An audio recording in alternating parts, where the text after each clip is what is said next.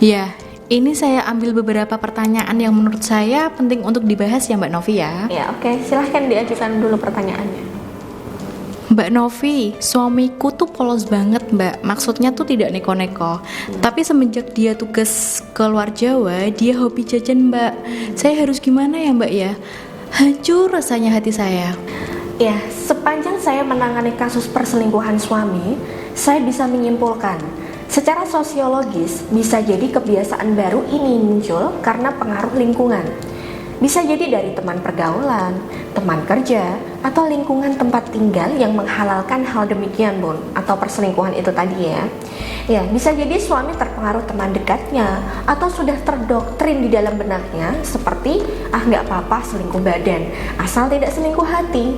Ya, biasanya alasan seperti ini yang menjadi alasan andalan suami untuk membenarkan tindakan jajannya, Bun.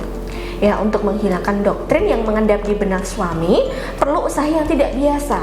Tidak boleh asal dibiarkan, karena dampaknya tidak main-main. Tidak hanya rumah tangga bunda yang terancam ya, mental anak bunda juga dipertaruhkan, mengingat suami adalah kiblat atau imam rumah tangga. Kalau masalah sudah keruh begini bagaimana? Ya, kalau bunda merasa bunda sudah tidak mampu menghadapi masalah itu sendirian, silahkan bunda bisa menghubungi saya untuk mendapatkan bimbingan profesional rumah tangga. Nah ini ada lagi nih Mbak, suami tuh sering keluar negeri Mbak, jadi mau gak mau kita LDR ya. Kadang sebulan sekali pulangnya, kadang 3 bulan sekali karena sibuk ngurus bisnis di sana. Ya awalnya saya memaklumi, tapi saya pernah nemu lipstik di mobil suami Mbak. Pas saya tanya, dia malah marah-marah. Dari situ aku selalu nggak tenang kalau suamiku nggak pulang Mbak. Saya curiga dia keluar negeri sama wanita lain. Dari kejadian itu sikapnya berubah, jarang telepon, kalau pulang kayak udah nggak nafsu sama saya, udah jarang ngajak berhubungan. Saya sedih Mbak, harus gimana? Ya, sebenarnya kebanyakan kasus yang seperti ini penyebab utama adalah dari sisi psikologis, yaitu kebutuhan seksual ya. Di sisi lain, suami harus bekerja menafkahi istri dan anaknya, mengorbankan jarak untuk berpisah sementara demi melaksanakan tanggung jawabnya. Tapi ketika berjauhan, suami seakan menjadi incaran banyak godaan seperti tadi, perselingkuhan. Sebenarnya kebutuhan biologis laki-laki itu maksimal 4 hari harus tersalurkan. Jadi, minimal 4 hari sekali harus berhubungan badan. Nah, ini tantangan tersendiri bagi suami istri yang LDR ya, Bon. Tidak mungkin juga 4 hari sekali bolak-balik pulang ya, dan posisinya suami di luar negeri. Sepertinya kurang efektif ya, Bon. Tapi ada juga klien saya di mana dia sama suami ini LDR, terus sering cekcok. Kemudian beliau mengikuti bimbingan rumah tangga dengan saya. Ya, waktu itu penanganan pertama saya bantu satukan dulu aura klien saya dan suami agar pelan-pelan kembali terhubung dan selaras.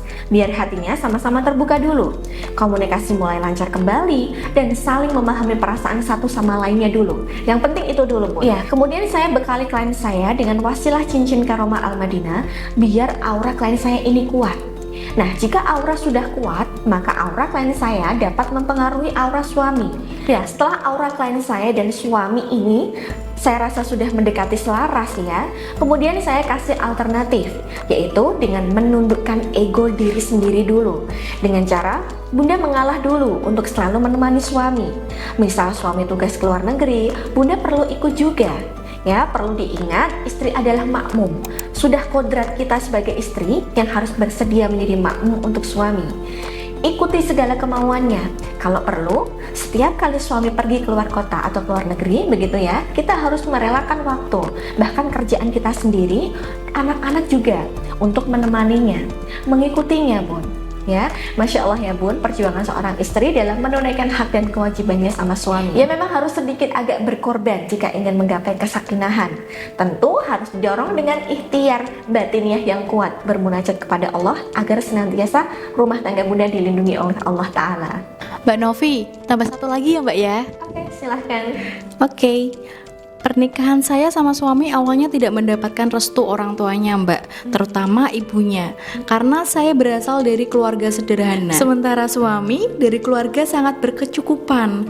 Tapi akhirnya kita menikah 2-3 tahun. Awalnya menikah hubungan kami baik-baik aja Mbak, tapi tahun keempat tiba-tiba saya digugat cerai sama suami saya Karena suami saya menuruti kemauan ibunya. Saya difitnah selingkuh dengan teman akrab suami. Ya memang teman suami sering ke rumah ya mbak, tapi menemui suami bukan saya. Tapi pernah ada kejadian saat suami masih lembur di kantor, gak bisa jemput saya kerja. Kebetulan saya ketemu teman akrab suami itu, lalu diantarlah saya pulang. Waktu pamit kami sempat ngobrol biasa. Waktu itu ada mertua saya mbak. Sebab itu saya digugat mbak. Yang tidak habis saya pikir, kenapa suami asal mau aja nurutin ibunya tanpa minta kejelasan sama saya. Ya Allah mbak, sakit banget hati saya mbak. Saya mohon bantuannya. Jadi seakan-akan menjadi kambing hitam dituduh perselingkuhan gitu ya? Iya. Oke, di sini saya sebagai penengah ya Bun. Ya memang seharusnya suami tabayun dulu ya, cross check sama bunda. Tapi saya juga tidak menghalalkan saat bunda mengiyakan tawaran diantar pulang teman kerja suami tanpa izin suami dulu. Ya pasti hilaf ya Bun ya. Oke, jadi masalah bunda ini adalah perang ego kalau menurut saya. Sekarang saya tanya sama bunda, bunda mau berdiam diri dan berpasrah atau mau mengikhtiarkan agar suami terbuka hatinya untuk mencabut gugatan dan memperbaiki hubungan dengan bunda? Ya, apakah mungkin suami mau mencabut gugatannya mbak? Pasti bertanya seperti itu ya. Ya, mungkin saja bisa terjadi kalau bunda mau berikhtiar. Allah itu maha membolak-balikan hati hambanya. Allah pun sangat menyukai hambanya yang berikhtiar. Karena barang siapa berikhtiar, niscaya Allah akan kabulkan keinginannya. Caranya bagaimana mbak? Nah, untuk menjawab hal ini, agar bunda bisa saya bimbing lebih dalam lagi, silahkan bunda bisa menghubungi saya melalui Karina, asisten saya. Ya, bunda bisa mengikuti bimbingan rumah tangga dengan saya, agar kedepannya bunda bisa saya dampingi. Saya berikan strategi bagaimana cara meluluhkan hati suami. Saya akan berikan saran dan solusi terbaik yang bisa bunda praktikkan. Dan sarana media spiritual praktis sebagai sarana batiniah pelengkap ikhtiar bunda. Seperti kebanyakan klien-klien saya.